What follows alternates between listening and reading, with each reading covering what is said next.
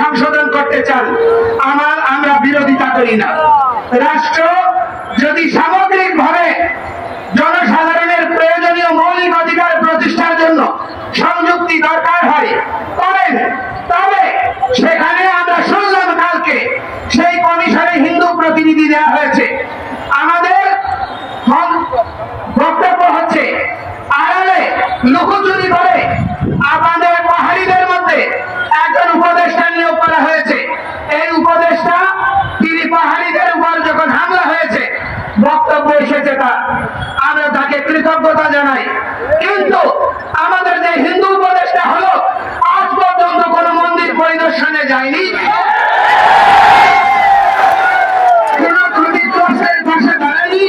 হিন্দুদের সাথে সংখ্যালঘুদের সাথে কোনো বক্তব্য দেয়নি।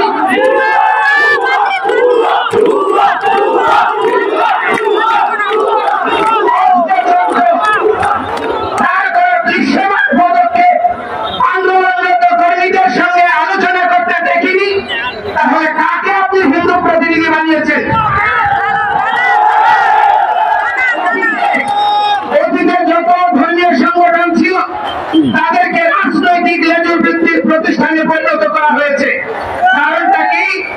যারা ছাত্র ইউনিয়ন করেছে, যারা কমিউনিস্ট করেছে, যাদের ধর্মীয় অনুভূতি নাই, সেই সমস্ত তথাকথিত বুদ্ধিজীবীদেরকে হিন্দুদের নেতা বানানো হয়েছে। তার বদৌলতে আজকে সনাতনী সমাজের প্রতি সংবেদনশীল কোন বিষয় নিয়ে তাদের যথার্থ পদক্ষেপ আমরা দেখিনি। এই জন্য আমরা এই ধরনের কোন ব্যক্তিকে কমিশনে অন্তর্ভুক্তি হলে আমরা সংখ্যালঘুরা সেই ধরনের পরিবর্তন মানব না। আমাদের কাছে আলোচনা করে আমাদের এই সকলের সম্মতিক্রমে যথাযথ ব্যক্তিকে যদি এই কমিশনে অন্তর্ভুক্ত করা হয় এবং ধর্মীয় বিষয়ে কোন না কোন সাধু সন্তকে সেখানে প্রতিনিধিত্ব করতে হবে,